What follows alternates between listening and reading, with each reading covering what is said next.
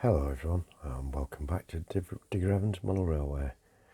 What we're going to look at today is unboxing and looking at a kit that I've got from Walthers, and it's the Flowers by Cherry. It's not going to be a flower shop, but it is going to be a shop of some sorts.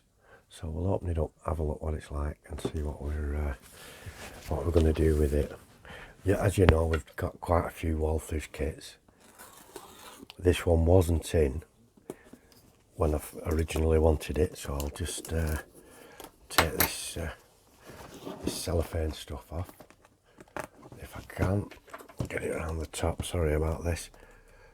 I wanted it to be kind of spontaneous unwrapping it, and we can all see it, but again, it's a bugger's muddle. Get all that off, that's better. All that nonsense off there. It's only 3" by just over 3" square.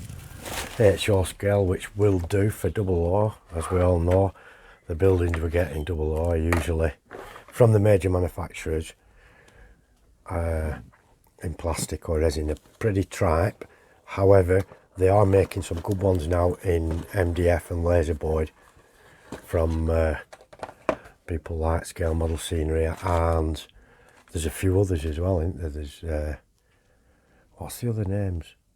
There's a few on the internet now that are doing laser cut buildings.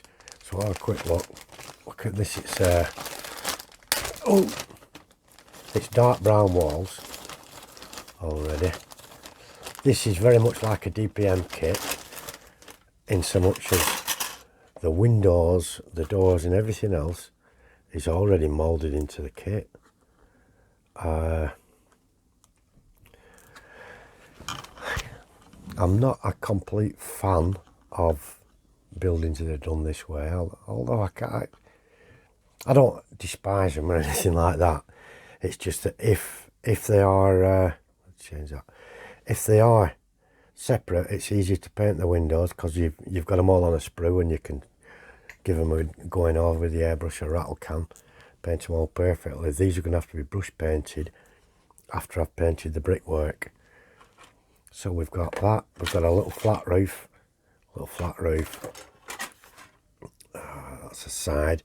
Now you see a side, there's a big wall there. That's going to lend itself to some sort of artwork, and that could either be graffiti from you know who, or it could be a faded poster, something like that, an old advertising poster. With the artwork, I did show that piece of artwork that I got the artist to actually do for me. He said he'd do me a couple more pieces, and he has actually said that he'd do it for someone else if they contacted him through me. So if you do want one of those by you know who, all I can tell you is a really, really nice bloke. He's got a social conscience. He has appeared on TV a couple of times, but his first appearance on telly back then was when he was a youngster. So it looks a nice little building, this. So I might get him to do one of his works on here, on this wall, and see what it looks like. But this is going to go on the west end, where I've got a railway siding called Mile End Sidings, and it can go there, and we could have it as two little shops, or a closed down shop and just apartments above. But it probably needs some sort of greengrocer supermarket type of thing on that side as well, a little one. So we could make it into something like the Quickie Mart, I suppose. It has got some grain on these lintels and what have you. I don't know, well, you can see that. You can see it's got some grain marks on it, which makes it look... Oh, it's certainly not wood, that's for sure. But it makes it look like it could be stone carved or concrete. But we'll address that. Clearly we'll change this colour.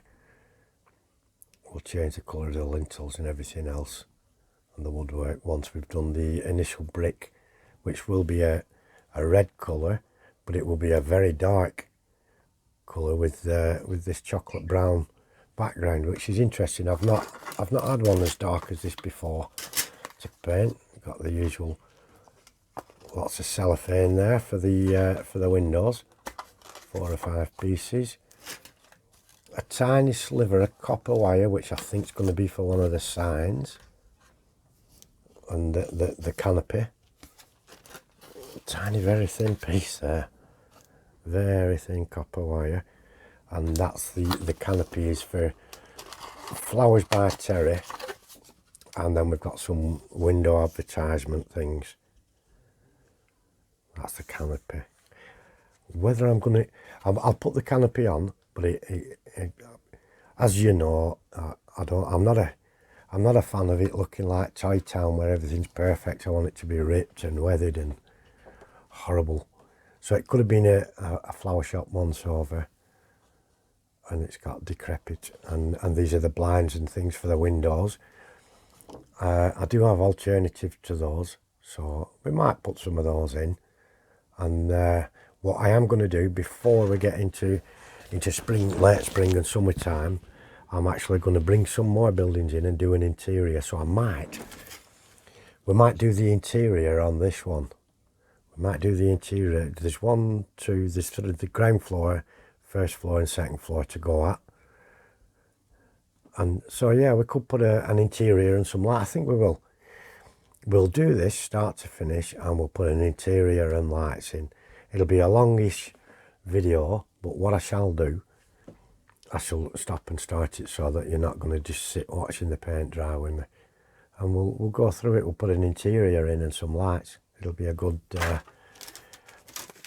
little thing to watch.